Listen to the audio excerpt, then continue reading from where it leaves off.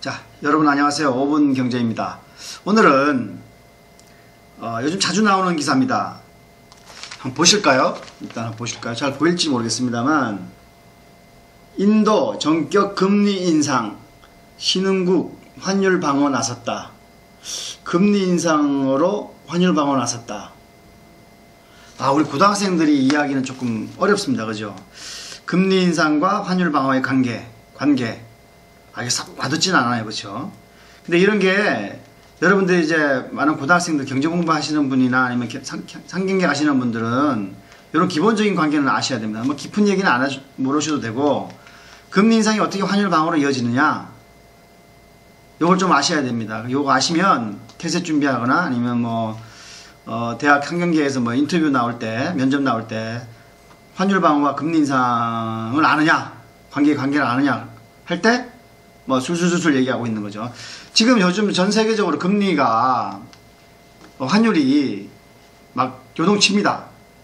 기본적으로 달러가 이제 옛날에 많이 풀리던 정책에서 지금 걷어들이는 정책을 하고 있기 때문에, 덜 풀거나 걷어들이는 정책을 하기 때문에 달러가 이제 움직이기 시작했어요. 미국으로 들어가기도 하고, 다른 곳 찾아서 들어가기도 하고, 이러면서 막 왔다 갔다 합니다. 이렇게 변동이 심할 때는 역시 약한 부분이 터지는 거죠. 약한 부분이. 상처도 그렇지 않습니까? 약한 부분이 터지죠. 곰고. 그게 바로 이제 아르헨티나, 터키, 인도 이런 나라들입니다. 신흥국이라고 그러는데요. 그런 나라가 조금 희생양이 되는 거죠. 자, 한번 봅시다. 자, 그럼 금리 인상과 환율 방어라. 자, 환율은 기본적으로 시장의 수요와 공급에 따라 움직입니다. 가령 해서 원달러 환율이다 그러면 달러의 양, 시장이 얼마나 많으냐, 또 얼마나 또 빠져나갈 거냐, 이런 여러 가지 예측. 그 다음에 한 나라가 무역을 잘해서 달러가 많이 들어오느냐, 나가느냐, 이런 것도 다 이유가 됩니다. 그래서 기본적으로는 공급량, 수요량에 따라서 환율은 정해집니다. 1달러 대 얼마, 이렇게 정해지죠. 1유로 대 얼마, 이렇게 됩니다. 그러면 지금 환율 방어에 나선 이런 나라들은 환율이 지금 막 천정부지로 치솟고 있거든요. 즉 달러가 없으니까 자국의 화폐의 가치가 막 떨어지는 겁니다. 자국의 화폐의 가치가 떨어진다는 것은 더 많이 주고 달러를 사는 겁니다. 옛날에 가령 1달러를 주고 1달러를 살려면 예를 들어서 2페소, 3페소 주면 됐는데 지금 5페소, 6페소 줘야 된다는 겁니다. 그러니까 페소의 가치가 막 떨어지는 거죠. 더 많이 주는 거죠. 자, 환율을 이렇게 막 치솟으면 경제 여러 가지로 안 좋습니다. 경제 여러 가지로 충격이 크죠. 갑자기 확 벌어지면 수입에 대한 수입 비용도 많이 들어가고, 뭘 수입해야 되면 수입 비용도 많이 들어가고, 그럼 수입 물가가 막 올라가는 거죠. 국내 물가가. 그런 것도 있고 여러 가지 안 좋습니다. 그래서 중앙은행이 금리 인상을 통해서 이제 환율을 방어합니다. 중앙은행은 이제 금리를 이게 인상하거나 내리거나 동결하거나 하거든요.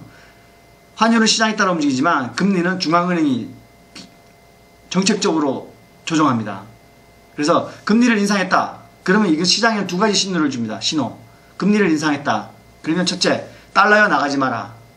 또는 다른 유로도 마찬가지죠. 유로여 나가지 마라. 우리나라에 들어와라. 이런 뜻입니다. 왜냐하면 금리가 높아졌으니까 투자할 때 이익이 그만큼 더 난다는 겁니다. 옛날에 비해서. 그러니까 가다가 돈 더 준대.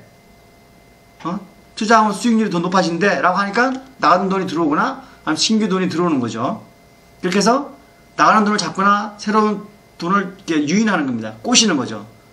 금리 인상을 통해서. 그게 하나 있고요. 그다음 자국 내에서는 금리 인상이 어떤 신호를 주냐면, 자, 예금금리가 올라간다 그러면 어떻게 되겠습니까? 은행에 저축할 때 이자를 많이 준대. 이런 의미죠. 그러면 시중에 있는 돈이 은행으로 다 들어가는 겁니다. 많이. 그렇죠? 다른 데 투자해봐야 이자가 더 좋으니까, 금리가 더 높으니까. 그렇죠? 그래서 시중에 있는 막 풀렸던 자국의 화폐가 줄어드니까 자국의 화폐의 가치가 올라가는 겁니다. 떠받치는 거죠. 대출금리는 어떨까요? 자, 기업들이 투자를 한다. 개인들이 돈을 빌린다 그러는데 이자를 많이 지불해야 돼요. 그러면 어떻게 합니까?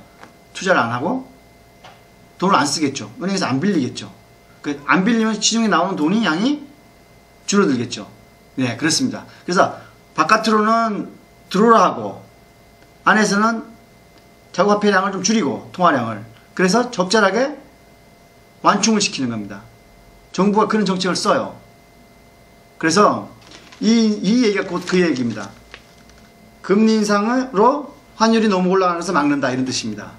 그래서 비록 고등학생들이지만 금리 인상과 환율 방어, 환율이 너무 올라갈 때 금리를 인상시킨다. 금리를 인상시키면 환율이 방어된다. 이렇게 하시면 되겠죠. 그걸 하나 외우시기 바랍니다. 물론 이게 반대가 되면 반대를 쓰죠. 그렇죠? 환율이 너무 떨어지면 금리를 인하하면 됩니다. 그렇죠? 그래서 이렇게 왔다 갔다 하는 거죠. 그래서 외우시기 바랍니다. 환율이 높아지면 금리 인상을 한다. 그렇죠? 금리 인상을 합니다. 그렇게 얘기하시면 이해하시면 이 기사를 이해할 수 있습니다. 이거는 대입 면접에서 꼭 나올 수 있습니다.